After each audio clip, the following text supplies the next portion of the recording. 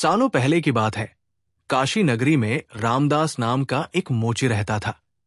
वो काफी नेक दिल इंसान था, हर किसी की मदद के लिए हरदम तैयार।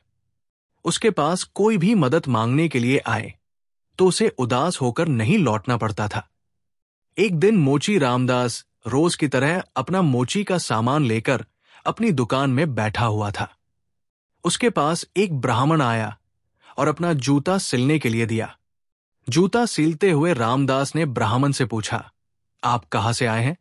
ब्राह्मण देव ने जवाब दिया, मैं कावेरी तट से यहां गंगा मां के दर्शन करने और नहाने आया हूं। एकदम से मोची रामदास ने पूछा, क्यों, आज कावेरी नदी में पानी खत्म हो गया है क्या? ब्राह्मण ये बात सुनकर हैरान हो गया। उसने रामदास से कहा, तुम गंगा तट पर रहते हो और ऐसी बात कर रहे हो। क्या तुम्हें गंगा मां का महत्व नहीं पता? क्या तुम कभी वहां स्नान और दर्शन के लिए नहीं गए? रामदास ने जवाब दिया, ना मुझे महत्व पता है और ना मैंने कभी वहां स्नान किया है। रामदास आगे कुछ बोलता कि उससे पहले ही ब्राह्मण देव ने कहना शुरू कर दिया, गंगा तट पर रहकर ना गंगा की शक्ति का पता है और ना कुछ और, तभी तो तुम्हारे भाग फूटे हुए हैं। उसके बाद ब्राह्मण ने रामदास को गंगा मां की महिमा सुनाई। ब्राह्मण की बातें सुनने के बाद रामदास ने कहा, अपना मन साफ हो तो हर तट का पानी गंगा है।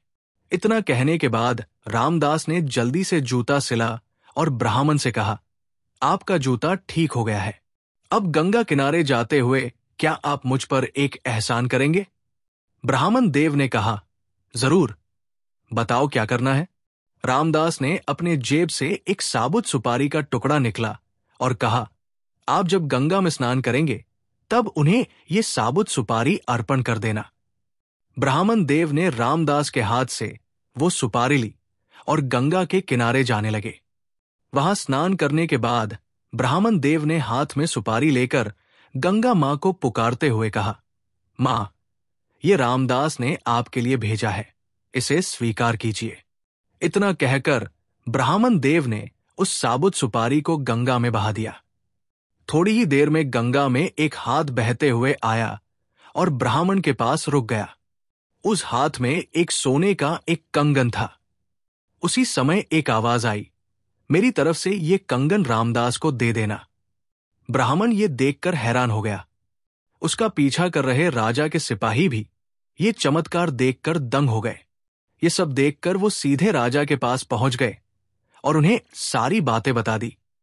इधर ब्राह्मण भी रामदास को धन्यवाद कहकर कंगन लेकर राजमहल निकल गया।